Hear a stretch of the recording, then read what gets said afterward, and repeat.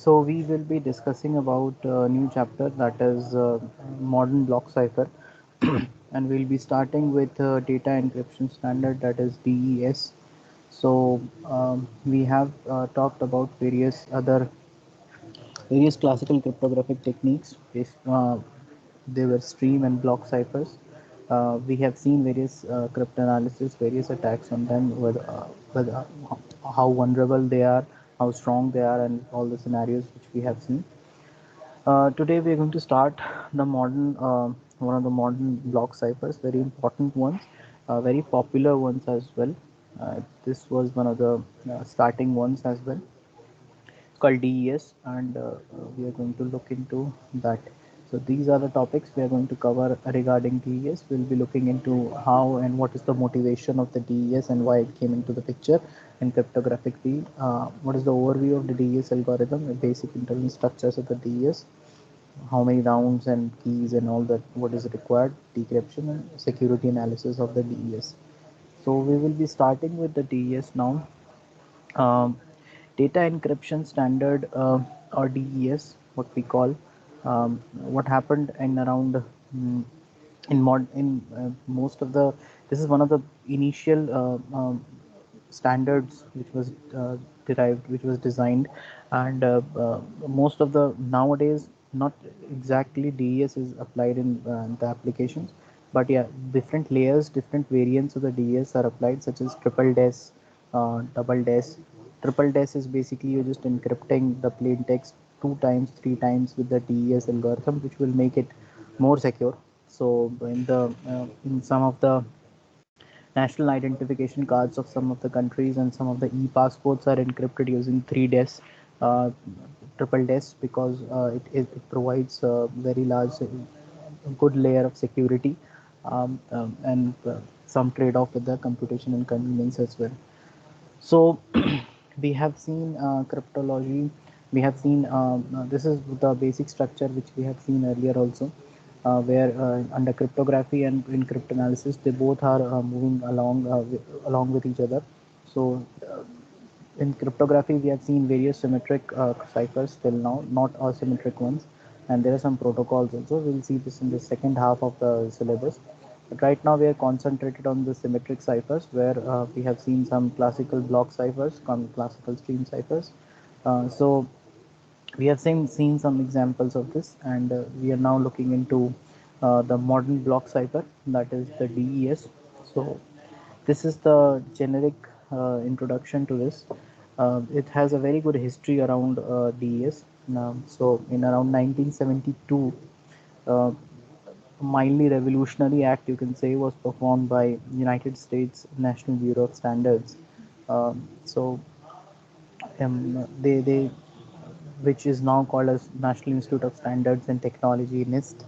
Um, the idea was to find a single secure cryptographic algorithm which could be used for a variety of applications. Up to this point, the government had always considered, the thing is that before 1972s or something, cryptanalysis, leave apart cryptanalysis, cryptographic was also considered one of the very secure, very hidden things, and it was not at all available to the general public. So there was no issue of any of the cryptographic algorithm available for the public domain. So but in around 1972s, many of the banking and other applications also started coming with keeping the track of customers and their accounts in a proper way, using wire signals and wire messages we're sending and all that. So there was a constant demand of keeping these things secure and say encrypted. That's why the NBS and NIST actually came up with this standard. They didn't come up immediately. They initiated this plan. So in early 1970s, the demand for encryption started. So what happened is that NBS received the most. They issued a public uh, uh, issue that, okay, we want to develop a standardized encryption algorithm, standardized cipher. So they asked for proposals to that, and there was a team of cryptographers based in IBM. They invented, they proposed a cipher called Lucifer. under the influence from National Security Agency, and the design. So they proposed this cipher which is called Lucifer, and it had some of the standardized things, such as the major drawback for this was that it was taking input from NSA. The best part about this is that at that moment of time, NSA was not even public. They People actually didn't know about the existence of NSA, but on documents they were having this kind of a thing happening. So U.S. government, but so this happened before this. Any government didn't want to public any of the cryptographic forms. In 1977 to 1998, it was one of the basic US standards. It was one of the basic US standards. And most of the applications, DES was used. In Lucifer, they had this plain text as 128 bits, and the key length was also big. So it's one of the biggest. Um, yeah, it's one of the biggest. It's one of the most detailed studied ciphers today, block ciphers today. And nowadays, um, the key length of the DES is 56 bits, not with what it was proposed with 128 bits. So it was already reduced. Most popular, this is one of the most popular ones, and it was replaced with advanced encryption standards in around 2000, which is now called as AES. So this was a little bit of history regarding this. There was some issues that why should the size of the key should be reduced from 128 bits to lesser number of bits. There were controversies that there was backdoor there, and this was done by NSA itself. But never, these were all speculations, never proven ones. So this was a generic idea about what needs to be done. So okay, in high level view, DES, what does DES do? It's a block cipher. It means it takes block of data.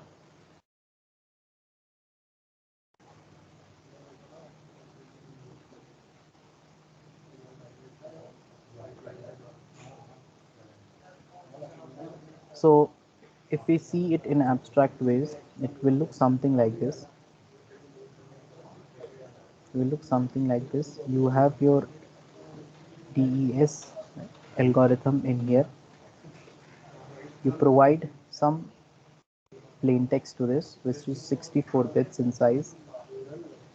You get an output from this, which is your ciphertext, and you provide a key to this, which is 56 bits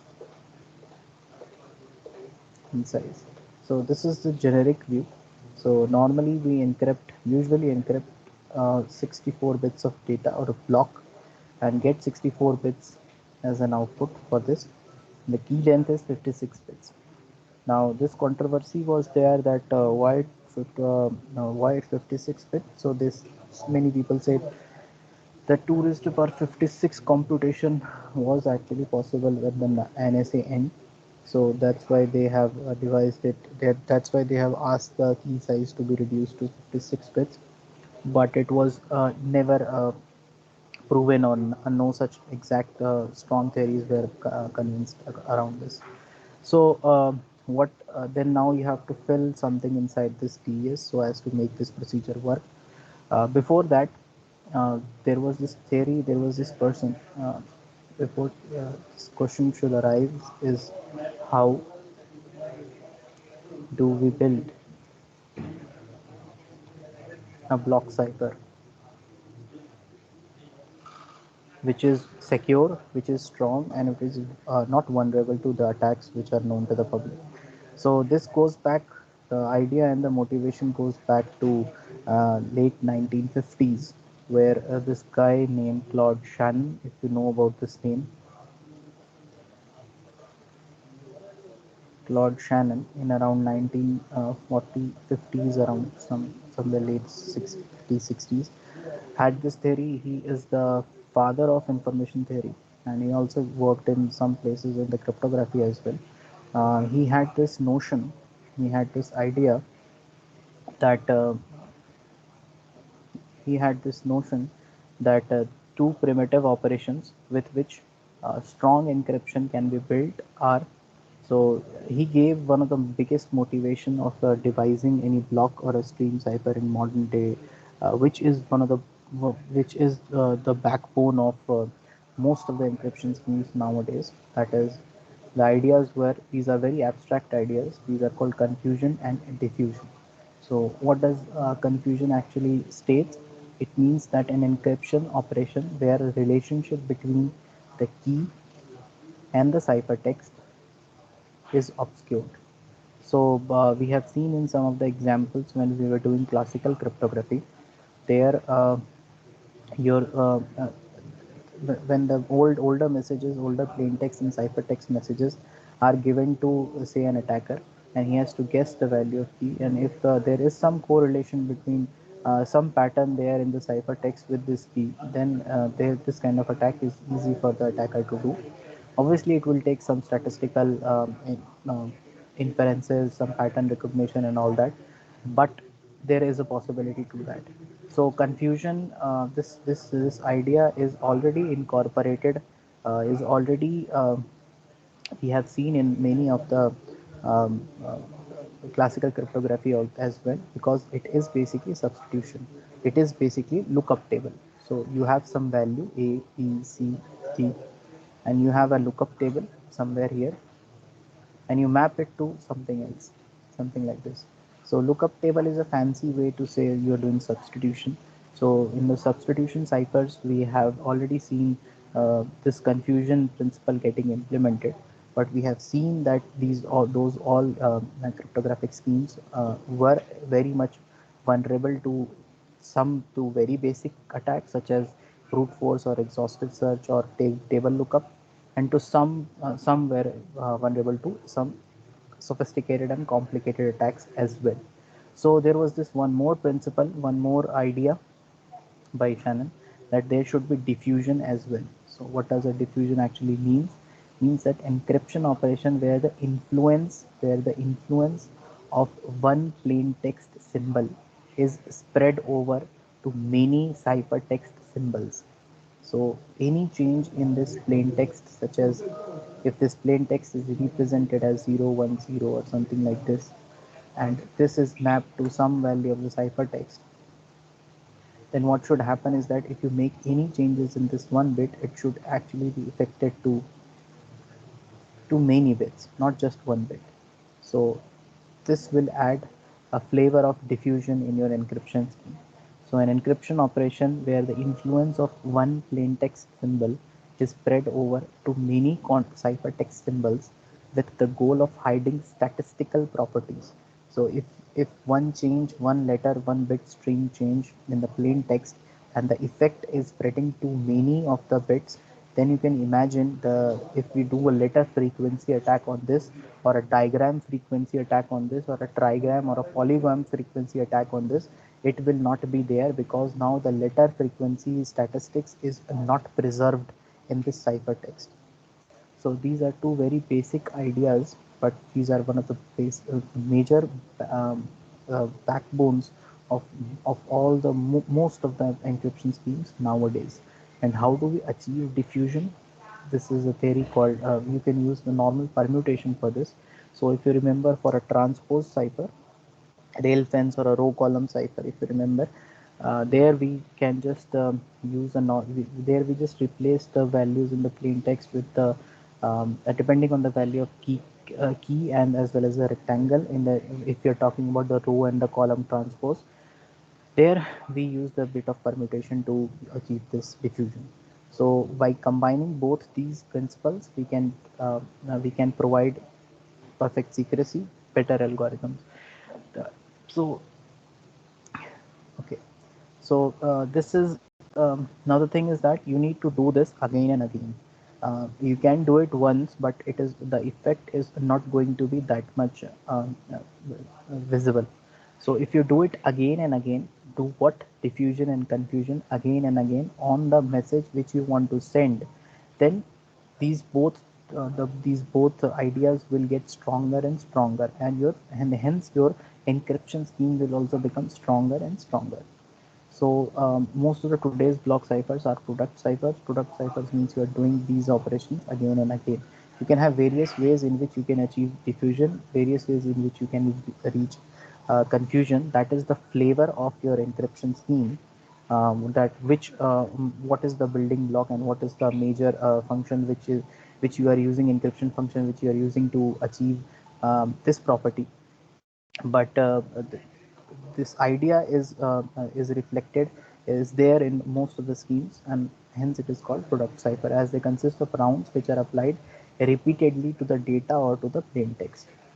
So can reach excellent diffusion. What is diffusion? We just define this, that whatever change you do in the plain text, as in this case you do a single bit flip in one of the parts of the plain text such as x1, you run through the product cipher that makes your block cipher, and it affects on many bits such as many bits flips onto this.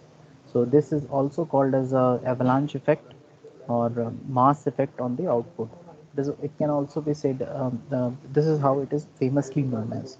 So this is the general introduction. Then now we need to see what is inside. Now we have seen the basic diagram of the, yeah, now we have seen the desk in yeah desk in generic view. That is, there is this block in which we need to pass the ciphertext of 64 bit generally, and we get an output ciphertext of 64 bits with the key as an input of 56 bits. This much we have seen till now. Now we need to see some what is inside this desk. So it follows a Feistel network, which is spelled like FEISTEL network, and we need to see inside what's there in each of this network. So most of the today's ciphers are basically Feistel ciphers, and they follow. There is a technique. There are some operations which we need to do to achieve confusion and diffusion. So most of the ciphers follow this. So what we do inside this test is basically these rounds. We do initial permutation and we do final permutation on the ciphertext, sorry, on the plain text at this moment of time. And the finally when we are having our ciphertext, at that moment also time, we are doing a final permutation. These two operations we always do in the case of tests, DES, that is initial and final permutation. इससे क्या होता है, आपका plain text बहुत ही ज़्यादा jumble हो जाएगा और उससे आप काफ़ी सारा डिफ्यूजन अचीव कर सकते हो. Okay, now this is the part of the Feistel network where you're doing product cipher, where you're doing the same operation again and again so as to increase confusion and diffusion. क्या करते हो आप encryption rounds चलाते हो. 16 encryption rounds are there for DES. So इसका मतलब 16 keys will also be used. So these are keys which are derived from this original key. These are 16 keys which we are going to route, and 16 rounds are there. Use a key size of 56 bits. Symmetric cipher. Now here, this is a, whatever discussion we are having, these are all discussions regarding private and symmetric key cryptography. इसका मतलब जो भी की आप यहाँ use कर रहे हैं इंक्रिप्शन के लिए, वही की डिक्रिप्शन में भी यूज़ होगी. So this is an disadvantage for most of the symmetric, but some places this is advantages as well, because you can use when you are using a hybrid approach. In that way, you can encrypt the schemes, encrypt the key, encrypt the message using this, and send it using the asymmetric public key cryptography. So in this symmetric cipher, you use the same for encryption and decryption. We already knew. There are 16 rounds which all perform the identical operations for achieving very high confusion and diffusion principles. Different sub key in each round. So each round is going to have K1, K2, K3 till K15, K16, and these are all derived from the same key, which we have seen here. So यहाँ तक, if anyone have doubt, do let me know. Okay, so Feistel network, it can lead to a very strong cipher. It if carefully designed. Feistel network are used in many, but certainly not all modern day block ciphers. In fact, AES is not Feistel set, so you can imagine the what we are using nowadays, the symmetric one, that is not based on Weistel network. So there must be some drawbacks to this. In addition to its potential cryptographic strength, the one advantage of Weistel network is that encryption and decryption are almost the same operation.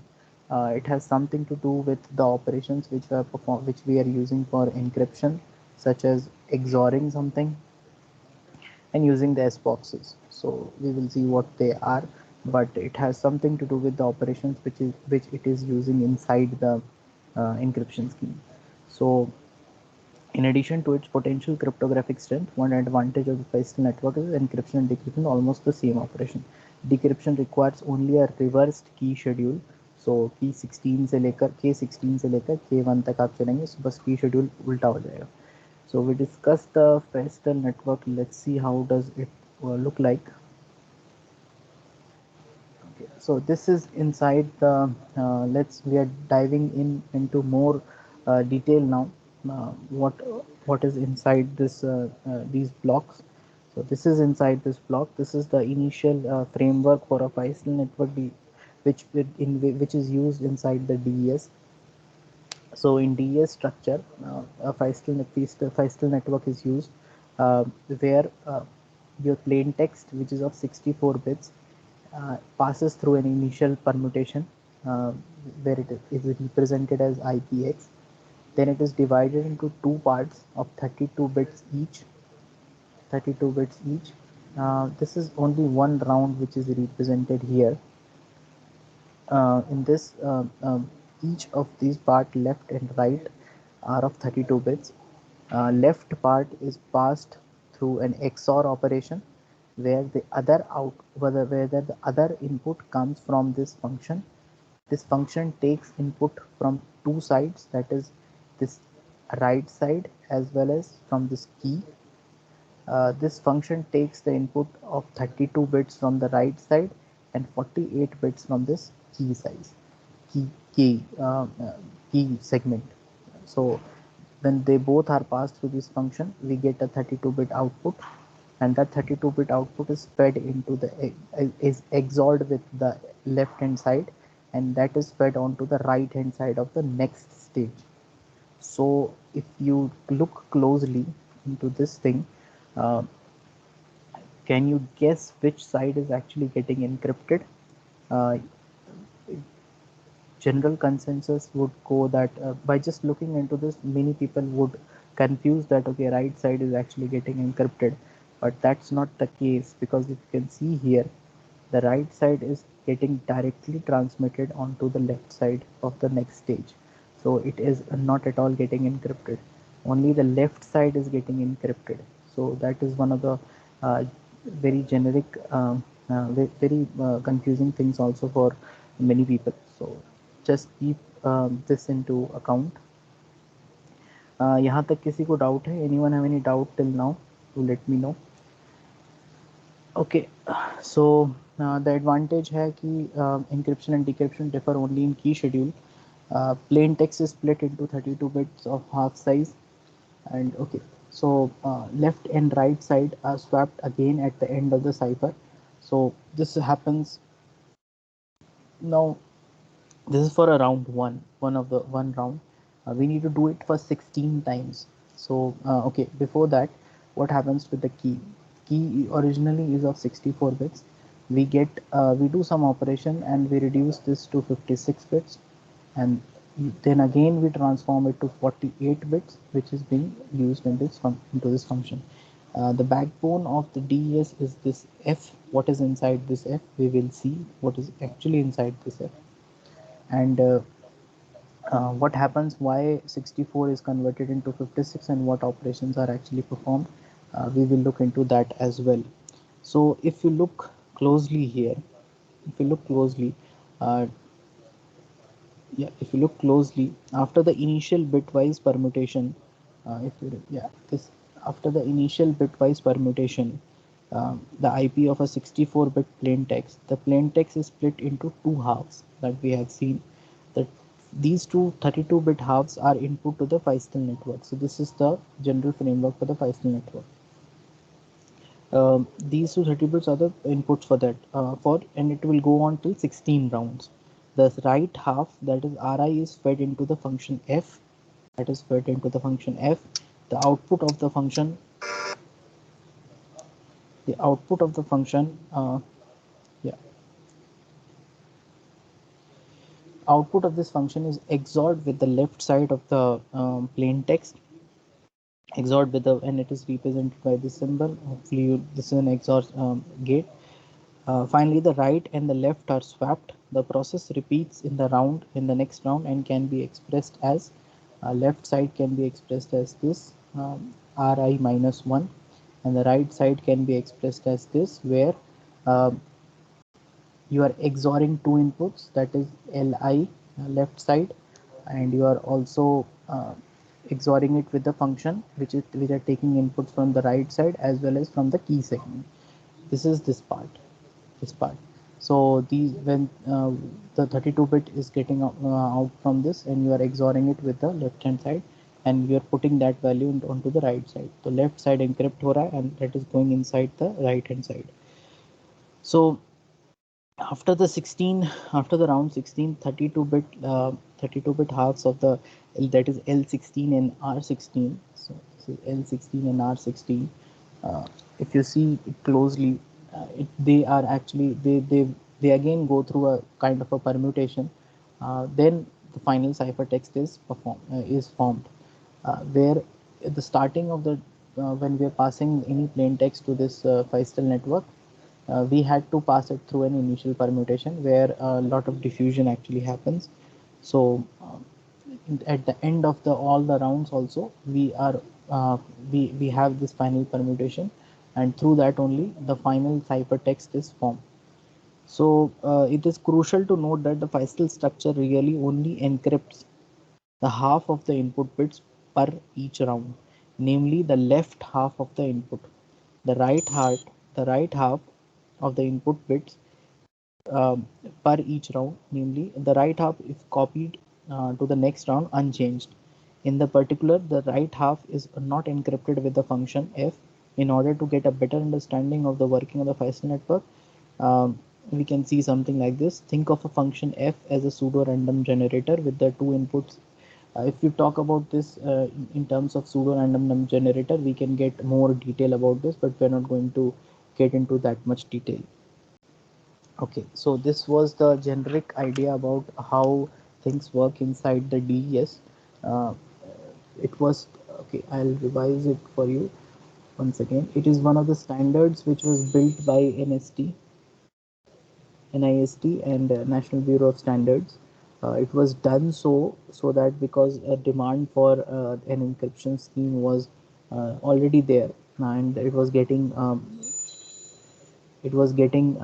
much into practice. So they wanted an encryption standard which should be standardized. Then they had this competition, and they asked for the proposal for the standardization of the encryption schemes. Many people submitted, but they selected an encryption cipher called Lucifer, from which was designed which was basically designed by IBM cryptographers, and it was based on yeah. So Lucifer. It had some of the specifications, like the data which was getting inside was around 128 bits. The key length was 128, so they reduced the size of the key length as well. With the inputs from the NSA, so some speculation and controversy regarding that was also there. This is one of the most detailed and thoroughly studied block ciphers in the modern cryptography. Nowadays, triple DES is used in some of the applications all throughout the world. Still, breaking in DSA is a very big and a huge deal, and it was one of the major breakthroughs in the field of cryptography in the around 1990s. So we will be discussing about why it is hard for why it is hard for the cryptographers to actually break DES, and what is the property of the DES which makes it harder for the people harder for the cryptographers to break it. Now it is usually replaced by AES in most of the application, that is Advanced Encryption Scheme, which was introduced around 2000. So this DES is based basically on two basic principles of two basic ideas generated by two basic ideas generated by Claude Shannon. Claude Shannon. Um, just a minute, guys. Just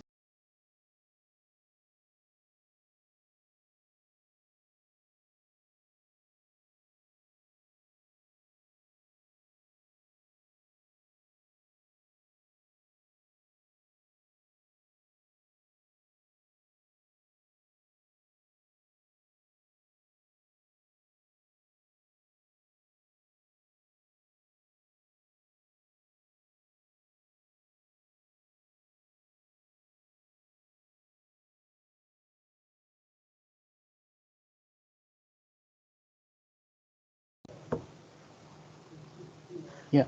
So it's based on the two basic ideas given by Claude Shannon, that is confusion and diffusion, which makes the backbone of modern cryptography and basically product ciphers. So product cipher is basically doing these two, confusion and diffusion, again and again on a plain text. And how do we achieve this? What does confusion and diffusion actually achieves?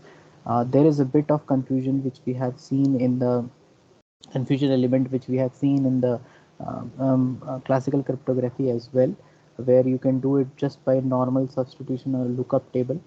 But adding a diffusion layer, adding a diffusion element to this also makes the whole thing very much secure and powerful, and encryption scheme very much powerful. So how does a product cipher actually looks like? You do diffusion and confusion again and again to your plain text. So diffusion has an element where you change one bit. If you make a change into the one bit or one small segment of the plain text, it should be reflected onto many parts of the ciphertext. So this is called as an avalanche effect also. And it is one of the major things which make the product cipher very secure cipher. So we have seen what is inside a desk. It is basically this is the second view, you can say, a little bit more detail than the abstract view, where we see 16 rounds and how they are performing, and what are the encryption and decryption schemes, encryption and permutation, confusion and diffusion elements basically. Here you can see you use 64 bits as your block size data, you get 64 bits as your output, and you take 56 bits as your key length, which is fed onto this DES encryption scheme, which is based on Feistel network. So 16 rounds are there. This is the basic structure of the Feistel network. Now, just one round is explained here, where your plain text is fed inside, is firstly permuted, which through this initial permutation, and described as initial permutation. This is the part where the plain text is being dealt, and this is the part where your key is being dealt. Key has to be also transformed to 48 bits from 64. So there are two steps to it. Here you basically take the eighth bit and you just ignore it. So if you have 0 0 0 0 0 0 1, something like this, you just ignore the last bit, and that's how you do the ignoring. But we will see it in detail when we will solve a question. So 64 is reduced to 58. 8 bit data hai, so you just remove one bit and you'll be left with 56 bits. uh, okay, then you have 56 bit data, and from the key, and you transform it into 48 bits, and you feed it to a function. This function, we will see what is inside. It is basically S boxes, which are the backbone of the DES, but we will be seeing about what exactly does it do. uh, Through after the plain text is passed through the initial permutation, it is split into two sides, that is of 32 and 32 bits long. The left side is XORed. The left side is XORed with the left side of the plain text is XORed with uh, the right side, which passes through a function block which takes input from the right as well as from the key length key string, and then they both are swapped onto the right hand side. The output of that XOR is passed to onto the right hand side. and the left hand side is formed from the right hand side of the above stage. So right hand side is not at all actually encrypted. It is just passed along, and the left hand side is actually encrypted. So for the next stage you can write something like this. So if L1 is there, so R0, the data which is split, the plain text which is split on the right hand side gets directly transferred onto this. तो इसको अपन directly यहाँ ले लेंगे left L1 के अंदर. और R1 के अंदर अपने को क्या क्या होगा, R1 L1 L0, और उसको XOR करेंगे इस फंक्शन के साथ जिसके इनपुट क्या क्या आएगा, R0 का हाफ डेटा और की स्ट्रीम का that is 48 bits. So it will pass through this and it will give us the value of this next stage. So these can be represented like this. And lastly अगर 16 round के बाद 16 rounds के बाद अपन final permutation फिर से करेंगे of the whole left and right hand side combined, and then we'll do the final permutation and we'll get the ciphertext back. So this is the generic idea of the DES. This is on this is everything based on. Now we'll see the various steps of what we are saying. अपन ने permutation की बात की, अपन ने की size को छोटा करने की बात की, अपन ने फंक्शन की बात की, फंक्शन ब्लॉक की बात की, अपन ने फाइनल परम्यूटेशन की बात की. तो वो एक्चुअली होता क्या है and how does it actually happen, उसमें क्या चेंजेस होते हैं. Let's see. This is the initial permutation table which is defined, and this on this you can see each bit of the data is mapped to 2 bits. So based on the plain text basically is transformed into this. If we see in this figure, the initial and the final permutation, the bitwise permutation. So each bit is permuted with some rules. So bitwise permutation can be viewed as a simple cross wiring. Okay, this question was there, why should we have permutations involved into this, that you are mapping one bit to some other bit. The thing is that to implement this in terms of in a software, it was a little bit complex. But if you have a dedicated hardware means you have all these connections, 1 to 64, 0 to 63 connections, all these connections, and you have that other box as well, and you just have to wire them to these inputs. You just have to manually wire them. Then doing this is much easier if you make a software out of it. It will be computationally heavy, it will take some time, and it will be complex as well. But if you have manual wires and you just have to map 1 to, say, map 1 to 40th number into the permutation table, map 50 to the first value in the permutation table, and so on, then it is easier for you to do. So why did it happen? Why permutation was there? Why did they choose the DES? Founders chose the permutation. Why not something else? The thing was, uh, there was again a speculation that NSA wanted people to buy the dedicated hardware, and it didn't want people to implement this in software because it will take more time. But they wanted the people to purchase the hardware and that.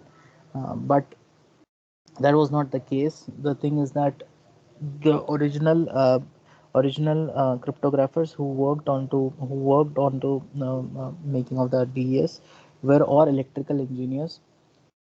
And this was very intuitive for them to deal with things in connection of wires. So that's why they followed this principle of mapping the data using the hardwares and all that. So that's why this permutation came into the picture.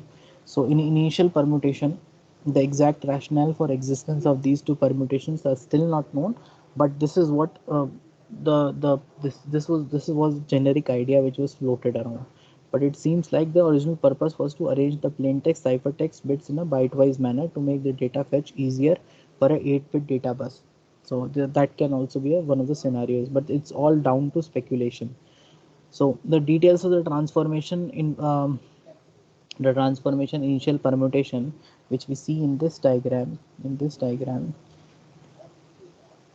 table, like all other tables, we should read it from left to right and top to bottom. The table indicates that the input 58 is mapped to output position 1, 58 is mapped to output position 1, 50 is mapped to output position 2, 1 is mapped to 40, and so on. So when we do the final permutation, it's reversed. So the 1 will be mapped to 58, uh, then 2 will be mapped to 50, and 40 will be mapped to 1. So this is what we are going to follow. These are the first two rounds of the DES. Then we will look inside the F function.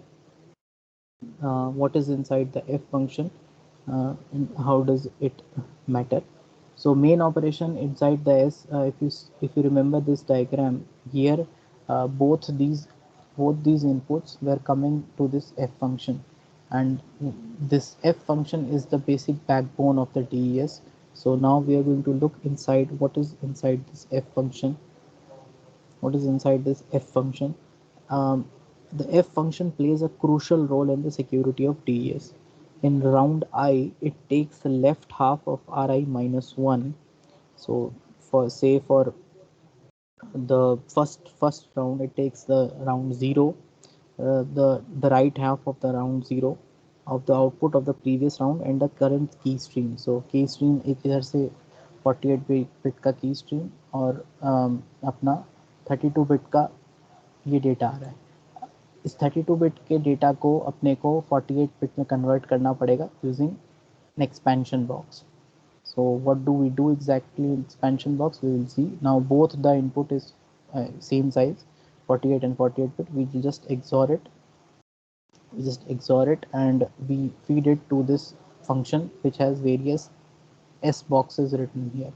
These are various S boxes. These are predefined in the DES. This is S1, S2, S3, S4, S5, and S8. 8 boxes are there, and we get some output from it. Okay, we are feeding 48 bit to this function, this F, and we're getting 32 out.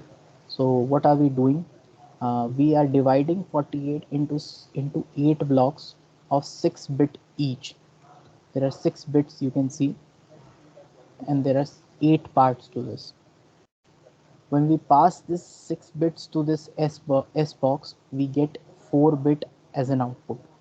How what exactly happens and how do we do that, we will see.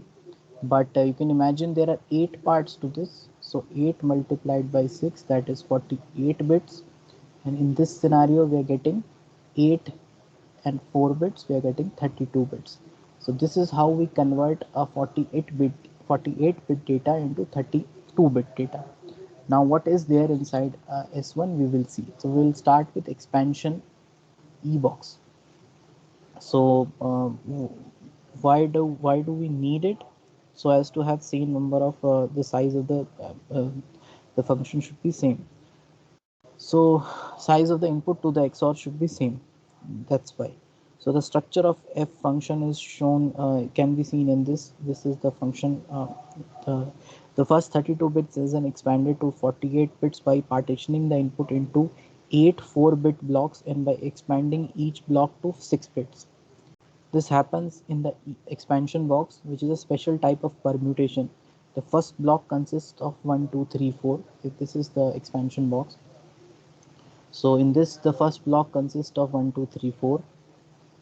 The second blocks consist of 5, 6, 7, 8, and so on. This is how the 32 bits are formed. In this, you can see the first bit is mapped to 2 bits in each of the block. Similarly, you can see first and the last bit of each block is mapped to 2 bits. 4 is mapped to 5 and 7. Similarly, for the next block, 5 is mapped to 6 and it is mapped to 8. Last bit on this is 8, which is mapped to 11 and 13. The rest of them are mapped to just 1 bit data. This is how we expand 32 bits onto to 48 bits. So आपने इनको blocks में convert किया. Blocks के starting bit और last bit को आपने permutation table के accordingly अलग अलग बिट्स पे मैप कर दिया. सो ये करके हमें डिफ्यूजन बढ़ाने के लिए, कन्फ्यूजन नहीं, डिफ्यूजन बढ़ाने के लिए. So in this table we can see that exactly 16 of the 32 bits appear twice in the output, but the input bit never appears twice in the same 6-bit output block. So next, the 48 bit result of the expansion box is XORed. Now we have 48 bit from the plain text, 48 bit from the key. Now they both can be XORed with the round key ki, and the 8 6-bit blocks are fed into 8 different substitution box. Now अपन ने देखा कि इन 48 bits को अपन 8 blocks में convert कर रहे हैं 6 bit के, और उन 6 बिट के उन सारे ब्लॉक्स को इन एस बॉक्स के थ्रू पास करेंगे, जिससे अपने को 4 बिट का आउटपुट आएगा हर 6 बिट के ब्लॉक के लिए. क्या होता है एस बॉक्स के अंदर, let's see. This is done. This is inside the S box. It's being predefined by the DES. This is the S1 block. Similarly, there are eight boxes. This is S box 1.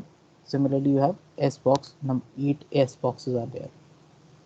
So what you do is, if you get this kind of a data, if you get this kind of a 6-bit input to the S box, what you do is basically you read these two will represent the rows from which, so there are 16 columns in this S box and 4 rows in this S box. So you need to find a number in which you have to replace your input data with. So this input stream of 6 bits, इसमें पहली और आखिरी bit represent करती है कौन सा rho S box का, और बीच की 4 bits actually represent which of the column which you need to select. So this is how you will convert this in one of the decimal digits, and you will take the row and the column size, your row and column from this S boxes. तो ये represent करेगा आपको रो किस रो से लेना है, और ये रिप्रेजेंट करेगा आपको किस कॉलम से लेना है. इसको आप कन्वर्ट करेंगे डिजिटल डेसिमल नंबर में. So in this way you actually replace the 6-bit data into 4-bit data, and you do it for 8 number of boxes, and then finally you can actually convert the 48-bit data into 38-bit, जो कि final permutation से फिर से गुजरेगा, जो कि last में अपन देखते हैं. जो अपन ने इनिशियल परम्यूटेशन की थी वही फाइनल परम्यूटेशन अपन फिर से करेंगे, and finally you have your cipher text after this final permutation back. ये सारी tables are given to you, are already defined by the DES, by the standard. The controversy was, why did they choose these S boxes only? There was lot of speculations and guessing that why did they choose only these S boxes, why not something else, is there any pattern, are they following some kind of a function? We will see in the next lecture what is the rationale behind that. Hopefully things are clear till now. I'll be sharing my notes also onto this, so that it is easier for you to recollect these things. If you have any doubt, do let me know. Any doubts, anyone? Anyone have any doubts? We will solve one example in DES so that things will become very clear to you. Steps हैं जो अपन बार बार कर रहे हैं. क्या कर रहे हैं? Confusion diffusion कर रहे हैं. कैसे कर रहे हैं? परम्यूटेशन और इंक्रिप्शन से कर रहे हैं. परम्यूटेशन क्यों कर रहे हैं? डिफ्यूजन पैदा करने के लिए. डिफ्यूजन का मतलब क्या होता है? एक बिट के डेटा का इफेक्ट कई सारे बिट्स पे जाएगा.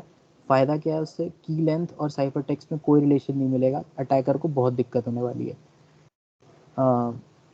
Okay, so this is a generic idea. Encryption कैसे कर रहे हैं अपन? फाइस्टल नेटवर्क से. फाइस्टल नेटवर्क के अंदर क्या होता है? एक मेजर एक फंक्शन होता है, that is the backbone of it. इस केस में क्या है, डीएस में वो एस बॉक्स हैं. कितने नंबर ऑफ एस बॉक्स है? 8 नंबर एस बॉक्सेस हैं. ये डिफाइन किसने किए हैं? That's been already been defined. करते इसमें मेजर किन बातों का ध्यान रखना है? कितना इनपुट डेटा जा रहा है किस ब्लॉक में, और कितना इनपुट आउटपुट डेटा उसमें से निकल रहा है. उसके लिए अपन क्या चीज़ें लगा रहे हैं ट्रांसफॉर्मेशन के लिए. कहीं पे 56 बिट, कहीं पे 64 बिट है, उसको अपन 56 में कन्वर्ट करते हैं, फिर 48 में कन्वर्ट करते हैं. कहीं पे 48 को 32 में कन्वर्ट करते हैं, कहीं 32 को 48 में कन्वर्ट करते हैं.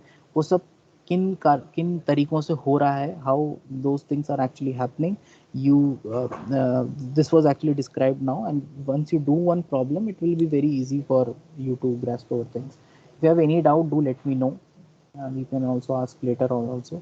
So we'll discuss the why these S boxes were designed like this and what is the major thing. Okay, thank you everyone. We'll meet next time. Thank you.